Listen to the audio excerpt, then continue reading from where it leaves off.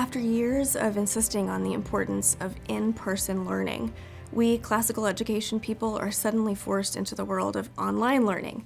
And our job now is educating students remotely and advising their parents about how to do this work that we're used to doing. So first of all, that's very hard. We miss our students, and we're used to being there with them in person every day. And it's hard to see the success. It's hard to see how we can be productive in this new environment. We need to acknowledge first that no matter what we do for the rest of this semester, it's not going to be a substitute for what was going to happen. And I think that's okay to acknowledge the loss, acknowledge that it's a shame, but then move on to figure out what we can do to make the most of this new situation.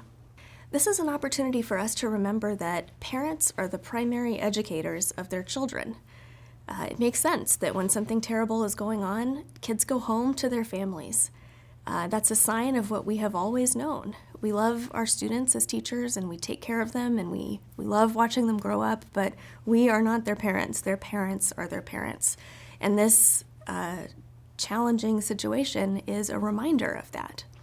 That means that as teachers, our work now all of a sudden is to help the parents figure out how to do the work that we were going to do in the classrooms.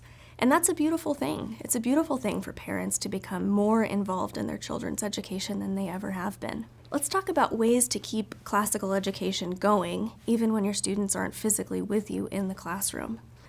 Part of the reason that in classical education we think that in-person learning is so important is that there's kind of a community in the classroom, and there's a community in the school, and we're afraid that that community is going to be lost. There are a few things that you can do to encourage community. So for example, if you have older students, middle school and high school students, you can do things like Zoom meetings. You can do things like phone calls where you have a number of students on the line. Maybe a small group is better than a large group, but something so that that conversation that you're used to in the classroom can still go on. The other thing that I think we should remember as teachers is that this is a time to keep it simple. First of all, acknowledge what will be lost.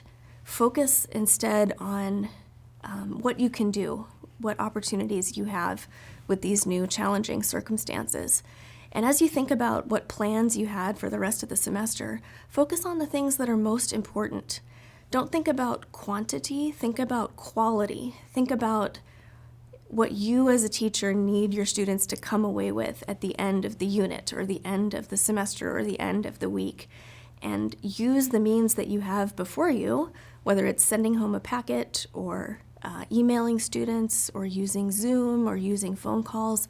Use all of those avenues that you have to be very focused with the student and the parent about what exactly the meat of the lesson was. What was the most important thing that you wanted them to learn? And then finally, remember that your job as a teacher is not merely to deliver content.